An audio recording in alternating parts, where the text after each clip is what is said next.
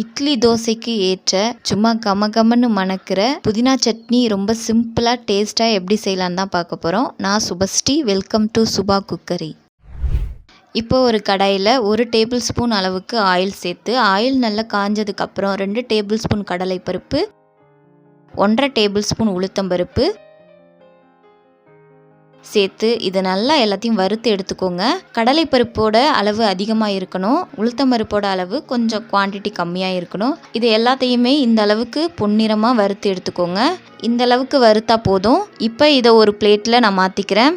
இது நல்லா ஆறட்டும். இது ஆறினதுக்கு அப்புறம் ஒரு மிக்ஸி ஜாரில் இதை ஒரு ஃபைன் பவுடரை நம்ம அரைச்சி எடுத்துக்கலாம்.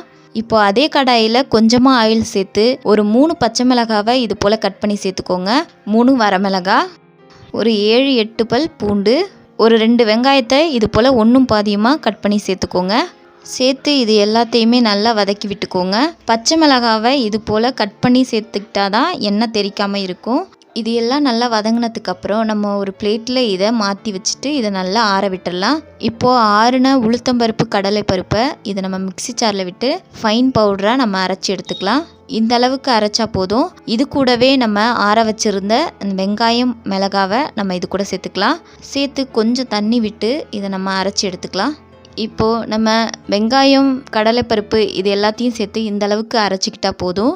இப்போது நம்ம அதே கடாயில் கொஞ்சமாக ஆயில் சேர்த்து ஒரு 2 தக்காளி பழத்தை இது போல் முழுசாக சேர்த்துக்கிறேன். நம்ம கட் பண்ணி சேர்த்தா அதுலேருந்து தண்ணி விடும், அதனால் நான் இது போல் முழுசாக சேர்த்துக்கிறேன். இப்போ இது கூட ஒரு 2 கைப்பிடி அளவுக்கு புதினாவை நான் கழுவி வச்சுருக்கேன், அதையும் நான் இது கூட சேர்த்துக்கிறேன். புதினாவும் தக்காளியும் நல்லா சுருண்டு வர அளவுக்கு நல்லா வதக்கி விட்டுக்கோங்க. பாருங்கள், தக்காளி இந்த அளவுக்கு வதங்கினா போதும். இப்போ தக்காளி புதினா இது ரெண்டும் ஆறுனதுக்கப்புறம் நம்ம ஆல்ரெடி அரைச்சி வச்சுருக்க பேஸ்ட்டோட நம்ம இதையும் சேர்த்து நல்லா அரைச்சி எடுத்துக்கலாம். இப்போ இது கூடவே கொஞ்சமாக உப்பு சேர்த்து நல்லா ஃபைன் பேஸ்ட்டாக அரைச்சி எடுத்துக்கலாம். பாருங்கள், இந்த அளவுக்கு அரைச்சி எடுத்துக்கிட்டா போதும்.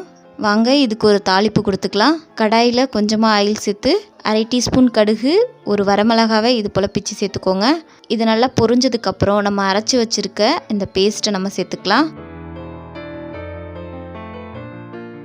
இப்போது அரைச்சி வச்சுருக்க பேஸ்ட்டை நல்லா கலந்து விட்டுக்கோங்க. கலந்து விட்டதுக்கப்புறம் தேவையான அளவு தண்ணி நம்ம சேர்த்துக்கலாம். மிக்ஸி ஜாரை அலசி நான் இதில் தண்ணியை சேர்த்துக்கிறேன். தண்ணி சேர்த்து நல்லா கலந்து விட்டதுக்கப்புறம் நம்ம ஸ்டவ் ஆஃப் பண்ணிக்கலாம். இப்போ நம்ம இதை ஒரு பவுலில் ட்ரான்ஸ்ஃபர் பண்ணிப்போம். பாருங்கள், எவ்வளோ சூப்பராக சட்னி ரெடியாக இருக்குது. நம்ம இதை இட்லி தோசை கூட வச்சு சாப்பிட்றப்ப அவ்வளோ டேஸ்ட்டாக இருக்கும். கண்டிப்பாக ட்ரை பண்ணுங்கள். நீங்களும் இந்த புதினா சட்னியை செஞ்சு பார்த்துட்டு எப்படி இருக்குன்னு கமெண்ட் பண்ணுங்கள். உங்களுக்கு இந்த புதினா சட்னி வீடியோ பிடிச்சிருந்ததுன்னா சுபா குக்கரி சேனலை சப்ஸ்கிரைப் பண்ணிக்கோங்க, லைக் பண்ணிக்கோங்க, ஷேர் பண்ணிக்கோங்க. அடுத்த வீடியோவில் சந்திக்கிறேன். நன்றி.